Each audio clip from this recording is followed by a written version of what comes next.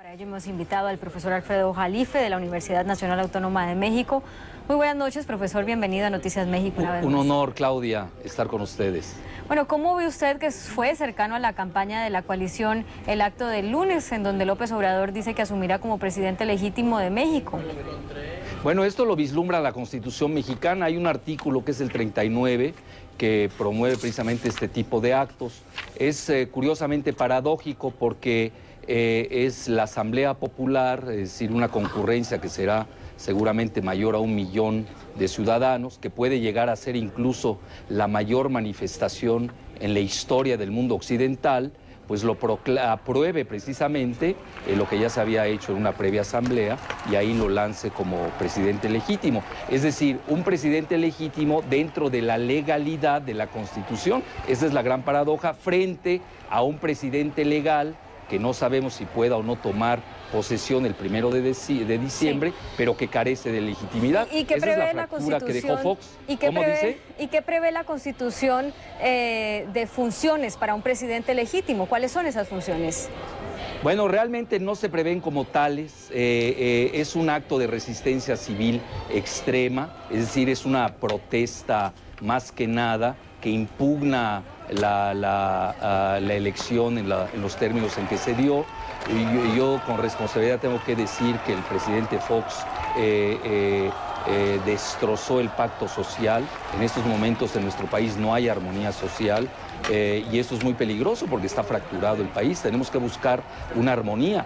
En estos momentos yo creo que una salida, a mi juicio, es de que renuncie Calderón, Andrés Manuel también renuncia a ser el presidente legítimo y los 3 principales bloques de la Cámara de Diputados tengan 5 nombres para un presidente interino, se pongan de acuerdo, llame elecciones en el plazo de 2 años y restañe las heridas. El país está seriamente dividido.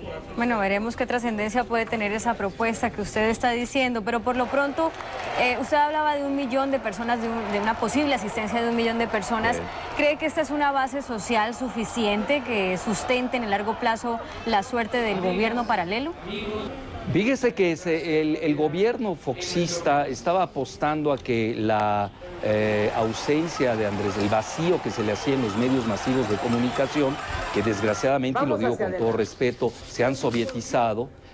Lo que sale en CNN en español no sale en las otras televisoras del país, que están totalmente al servicio del gobierno, y ellos apostaban a que el vacío mediático lo iba a desplomar, ya que todavía conserve un 35%, si es que hacemos caso a las encuestas también manipuladas por el mismo gobierno, pues es una gran hazaña. Es decir, no han podido mermar la voluntad de resistencia. Esto va más allá. Yo creo que el país quedó seriamente dañado con la elección del 2 de julio. La responsabilidad es de Fox. Él no supo manejar una elección, no supo jalar a los contendientes y no es, hoy no debemos estar todavía discutiendo a estas alturas que en México tenemos un presidente legítimo sin legalidad y un presidente legal sin legitimidad. ¿Qué vendrá después del acto del día 20 en el Zócalo para el futuro político de Andrés Manuel López Obrador? Bueno, él es ya yo diría el pionero de la resistencia civil en México. Él ya es un personaje político, a pesar de que se le linche. En México todavía somos muy primitivos. El gobierno no entiende que se necesita de una oposición. Yo no entiendo cuál es la validez de un gobierno que carezca de oposición, pues eso ya no tendría democracia. Y vigilar, él tiene su programa, Andrés Manuel López Obrador, y tiene que estar vigilando los actos de gobierno. Yo incluso puedo llegar a decir, Claudia, de que ha sido muy responsable Andrés Manuel López Obrador. Lo han estado empujando diciendo que él confronta, que es violento. Gracias a él, y tenemos que agradecérselo los mexicanos, al menos así es mi muy personal visión, de que el país no haya llegado a una mayor violencia. Alfredo, para el entendimiento de una audiencia internacional, según lo que estoy entendiendo por lo que me dices, es simplemente nombrar presidente a quien está en la oposición. En todos los países hay una persona en la oposición, sea el candidato que perdió o el dirigente del partido que no está en el gobierno. Es simplemente un acto protocolario, pero las funciones serán de oposición como en cualquier país de América Latina. Sí, pero en México no habíamos tenido eso. Es decir, en México se aceptaba al presidente electo, mal que bien.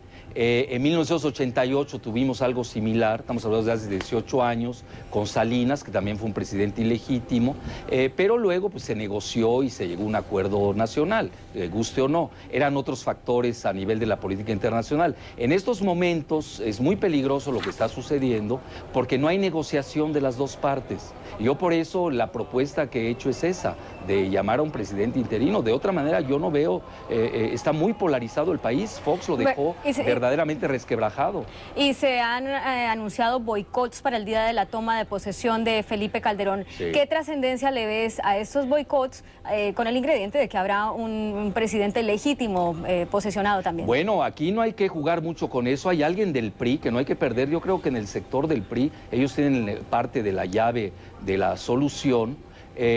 Nada menos que Fernando de Garay, que es un notable legislador de ese partido, decía que si no se presenta Calderón al Congreso, pues ahí pueden elegir a otro presidente. Es decir, están abiertas muchas opciones, por eso no estamos viendo un tercer factor que se siente a negociar con las partes polarizantes. Sí. No olvidemos que la elección de Calderón, ya de por sí impugnada, es con 0,5%, estamos hablando de 0,5% porcentual, es mínima. Es decir, no estamos hablando de 2 o 3%, o incluso un 9%, es 0,5%. Es decir, ese es el grave problema de Calderón, que lleva... Sí. Se nos acaba el tiempo, desafortunadamente, pero desde luego son 2 semanas que vienen en México, sí, muy interesantes de observar para la política y para el futuro político de esta nación. Gracias por acompañarnos con este análisis. Un placer. Hasta una próxima oportunidad.